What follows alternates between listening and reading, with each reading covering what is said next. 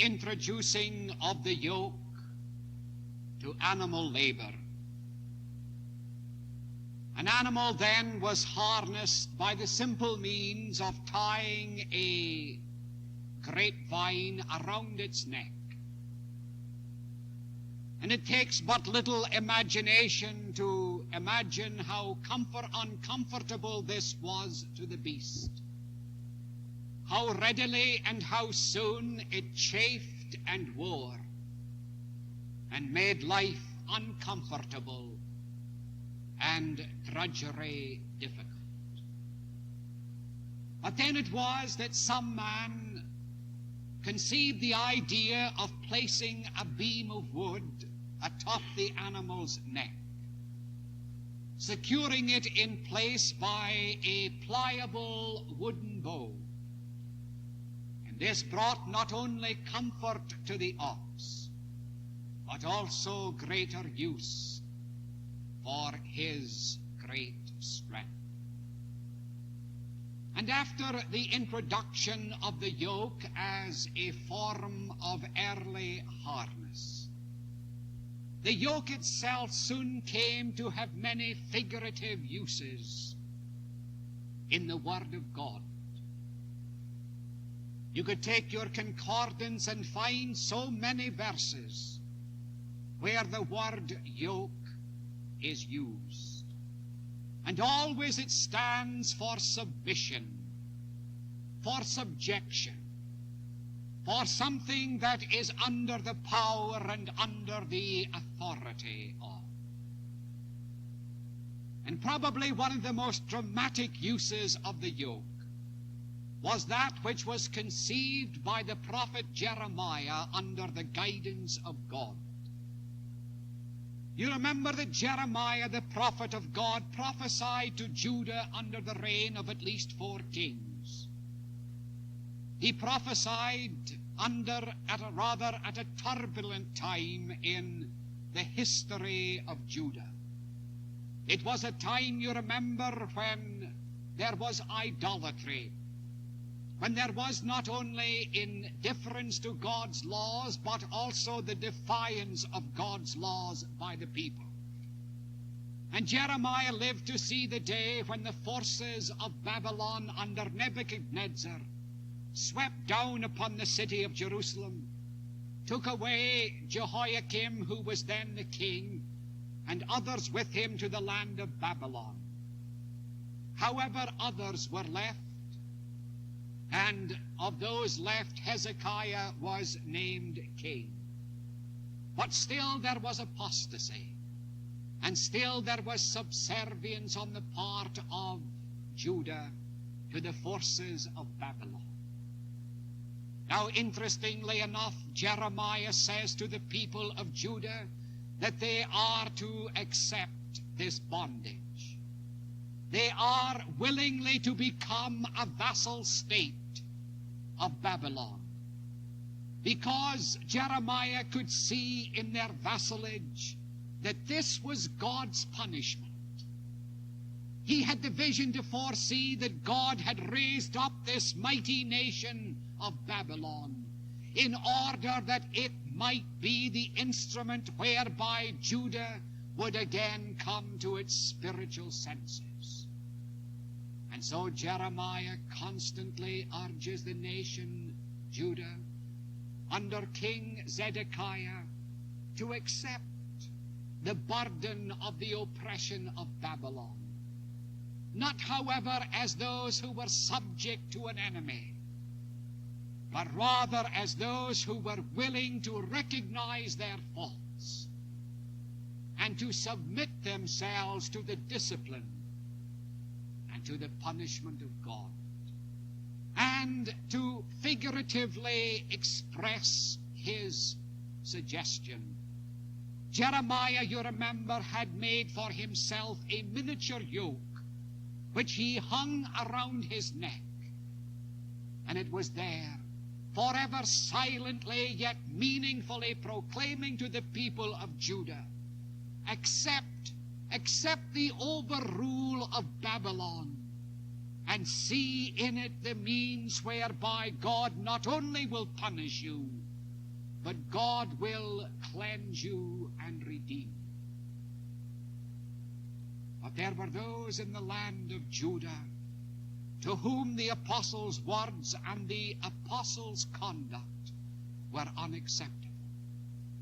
They could not see what they in error had done. They could not determine where they had violated God's laws. Were they not still God's chosen people? And would not God in his own good time rise up and deliver them? To look upon the force of Babylon invading their territory as God's punishment was unacceptable to them.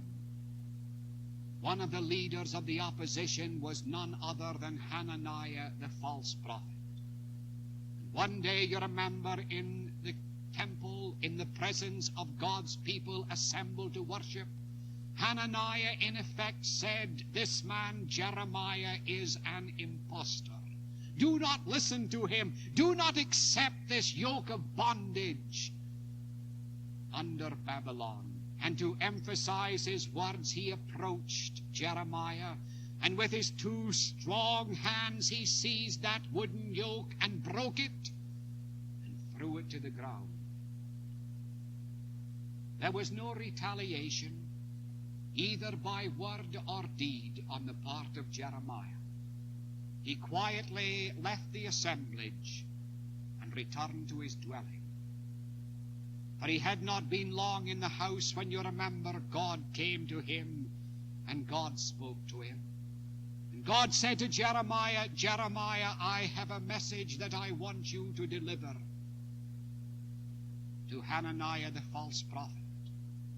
I want you to tell him this, that as he has broken the wooden yoke about your neck, so will I now fashion for him and for the nation a yoke of iron." In other words, he was simply saying to Jeremiah, these people will not accept bondage to Babylon. They will not see in this my kindly punishment of them. They will not bow the neck as I want them to bow it. But let me tell you this, that though they cast off the wooden yoke, I will make for them an iron yoke. I will put them under a greater bondage than they have ever known or conceived. And his word came true. For in a short time, because of the defiance of Judah, the power of Babylon came again in might from afar, and this time completely obliterated temple and houses and walls, and left Jerusalem a desolate, a smoking, a foundationless city. Unwilling to accept the yoke of wood, they discovered that God meant it when he said, "I will make for them a yoke of iron." Now, what means this to you or to me? One could perhaps glean many truths from this dramatic incident in the life of Jeremiah, but certainly one that seems prominently to stand forth is this truth, namely that every man must bow his neck to some yoke or other. And every man has within his hands the choice of whether the yoke to which he submits is the easy yoke of wood or the heavy yoke of iron. Oh, I know we love to pride ourselves on being free. We love to tell ourselves that we have freedom to do as we please and to say as we please, to be in bondage to no one and to nothing. But do we? It is true that you and I may belong to the animal kingdom, but despite the fact that we do belong to the animal kingdom, gives to no man the right nor the opportunity nor the privilege of running wild. Animals may run wild, but you as a human being never run wild. There's a yoke somewhere which is being fitted around your neck. There's a yoke around mine. The only thing that really matters is deciding whether this is the easy yoke of wood or the heavy yoke of iron. It's simply a question of determining whether it is the beneficent yoke of wood or the burdensome yoke of metal. Remember, do you not, in Romeo and Juliet, where the apothecary is approached by a customer who wants to purchase poison. And the apothecary senses that the poison will be used for murder. And so he hesitates to comply. But then finally he succumbs to the request. But as he hands the poison across the counter, knowing full well the deadly intent behind the purchaser, he says to him, "My poverty, but not my will, consents." My poverty, but not my will, consents. You see what? He had a choice of either fashioning for himself a yoke of decency and honor and integrity, or else fashioning for himself the metal yoke of material security. And around his neck he hung the yoke of iron. And oh, in days to come, how heavy it became. How soon it made the man to drag. How burdensome and difficult its carrying became. But you see, he had a choice. He realized it. My poverty, he said, but not my will consents. But whether or no, the yoke he made was the yoke of iron. Dr. Ralph Sockman has told us of a man who prided himself on the fact that he would never become tied to any one woman. No marriage for him. He wanted to be free. He wanted to taste his pleasures where and when the urge was prominent. And oh, how he prided himself on his liberties. Oh, how he made fun of those who were yoked in Christian marriage, and to him their lives seemed so drab and dull and routinish and monotonous. But he became older. Dr. Sockman, knowing him today, tells us that the man has now become a social tramp, begging his morsels of sexual pleasure at the back doors of life. A social tramp, begging his morsels of sexual pleasure at the back doors of life. You see, he would not wear the honorable and easy yoke of marriage. Ah, not for him. But time has proved that he has bent his neck to that heavy metal yoke of license and liberty. We bow our necks to some kind of yoke. There isn't a man and there isn't a woman who escapes. Dr. Ralph Undernonk was that well-known American physician, a man of great talent and ability who gave himself in years of medical service to the rural, the forgotten, and the needy people of Mexico. And one day he was visited by several of his American friends.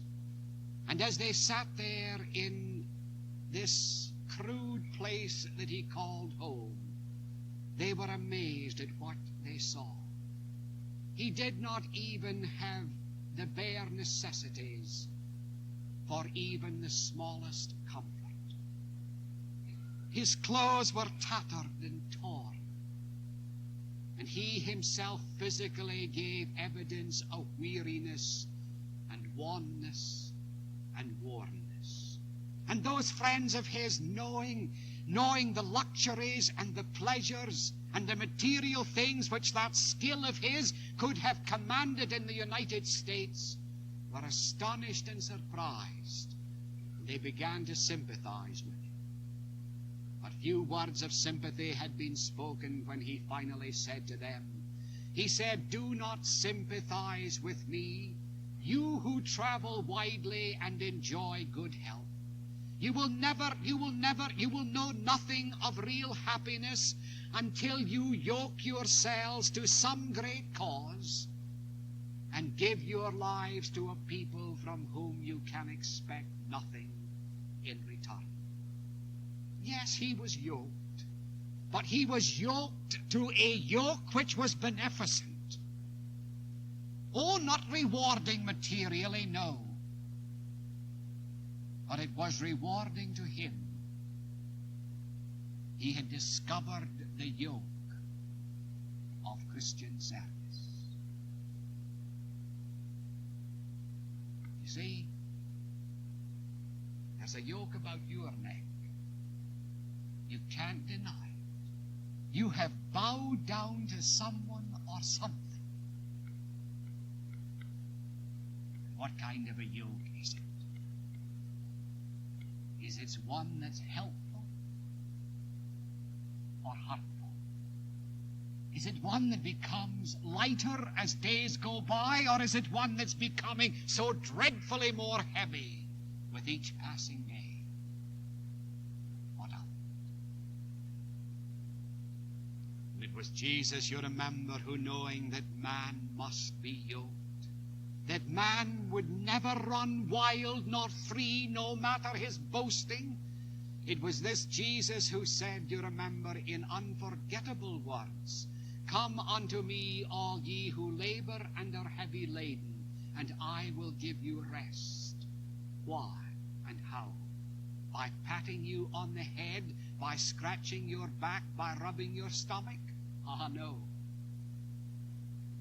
He said, what? "Take my yoke upon you, and learn from me. For my yoke is easy, and my burden is light, and ye shall find rest unto your souls." You see, Jesus himself is yoked. He always was. He was yoked to the will of God. Or you remember, all through his ministry there are outcroppings of the expression, "My meat is to do the will of him that sent me. I must work the works of him that sent me while it is day, for the night cometh when no man can work. I must do the will of my Father who is in heaven." You see, Christ himself was yoked.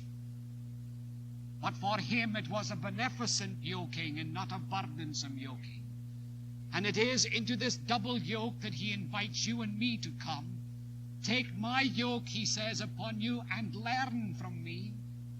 And he uses there what was the custom of that day and time, namely that when a young ox was to be broken to the yoke, it was harnessed, it was yoked to an older and to an experienced, to a quieter and controllable animal. And from this animal which could be controlled, this frisky animal learned to walk in that yoke. So Jesus says, "Take my yoke." Can you imagine Jesus making and fashioning a yoke that would chafe and rub and bleed and hurt? Someone has said that in the days when Jesus was a carpenter, that probably the sign above the carpenter's shop was this expression, "My yoke is easy." Or don't you imagine that Christ, when he fashioned a yoke for an animal, made certain that it fitted so that it did not rub, it did not chafe, it did not wound, it did not hurt? somehow or other, good yokes go with Christ, don't they? And it's into a good fitting yoke that he invites us to come. He says it's easy and we can learn from him. Learn to live as he lived, with disappointments. Learning to live amidst the bitterness of other people. Learning to live with needs unmet and wants unfilled. Learning patience with people. Learning love. Learning service. Learning understanding, you see. Bowing our necks as he bowed his neck to the will of God. And going forward to a life of blessing and beneficence.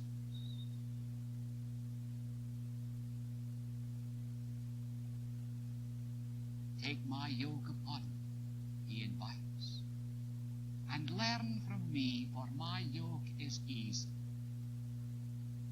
and my burden is light. And if we do not take the yoke that Christ offers, then you know the alternative. It's true, as he said to the false prophet through Jeremiah, you have broken the yoke of wood, but I will make for you a yoke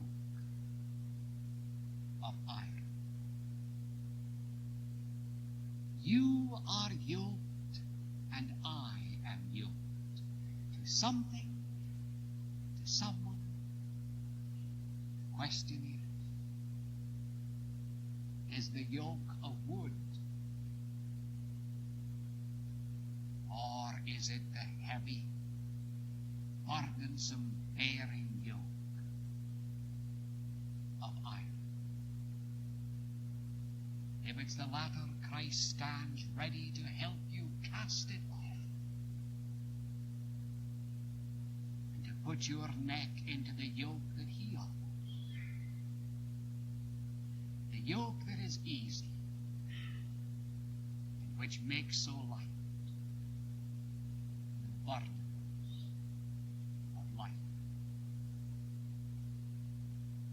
What about your yoke? What about mine? What kind is it? What kind?